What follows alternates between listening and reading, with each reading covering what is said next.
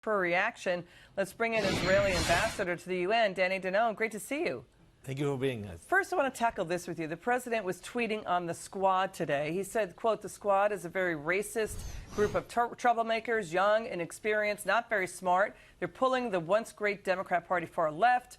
We're against humanitarian aid at the border, now against ICE and Homeland Security. So bad for the country." Sir, we've got Rashida Tlaib and Representative Omar going to Israel in a few weeks, if not next month.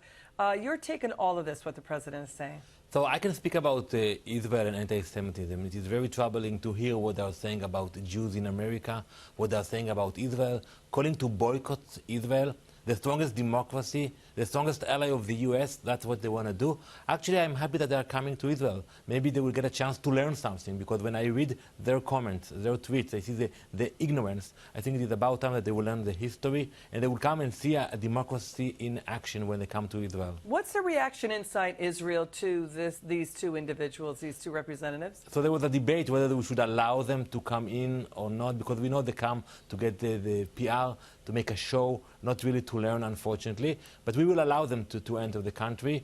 We will be able to show them, hopefully, the best. But I think they will come and they will continue to incite against Israel from Israel. Does anybody in the media there ask them, why are you not standing up for the democracy that is Israel, given that Israel is surrounded by so many enemies that are not democracies? I think, Lily, before the debate, you need to know the facts and history before you're having a debate. I think they don't have the basics. So maybe it's good that they come, maybe they can learn something, maybe they should read a little bit about the history of Israel, about the strength of our democracy, before criticizing us. Okay, because that BDS movement would destabilize Israel, is that correct?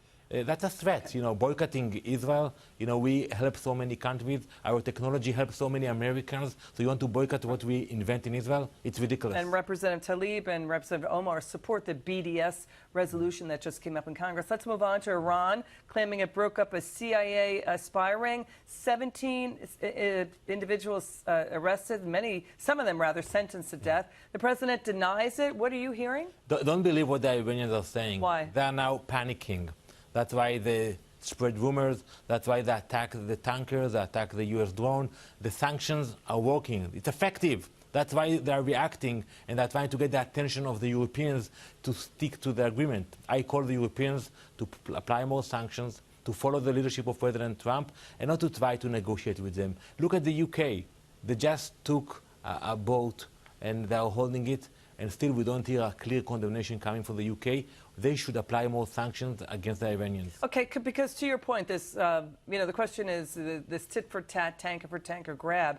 Here is General Jack Keane. He's saying Iran does not want, to your point, does not want to ever show weakness. So this is behind what's going on. Listen to this. The Iranians, you have to stay focused on what's driving them also. They're like the Chinese communist, the North Korean communist.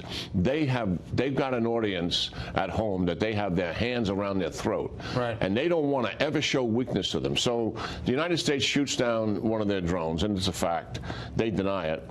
They're retaliating against the Brits here because they want to demonstrate also, not just to the region, but to their people at home, that they're still powerful.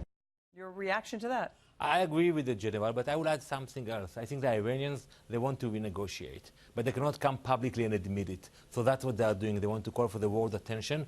Eventually, if they want to come back to the negotiating room, they have to understand that we have to change the agreement. The agreement they signed with the previous administration was a bad one. Maybe it's about time to come and speak about the new guidelines for a new agreement. So many of these headlines they float is for domestic consumption, right? For their standing inside the country. Absolutely. In the Middle East, the idea of being strong is more important than the facts. Okay. Ambassador, thank you so much for joining us. Great to see you.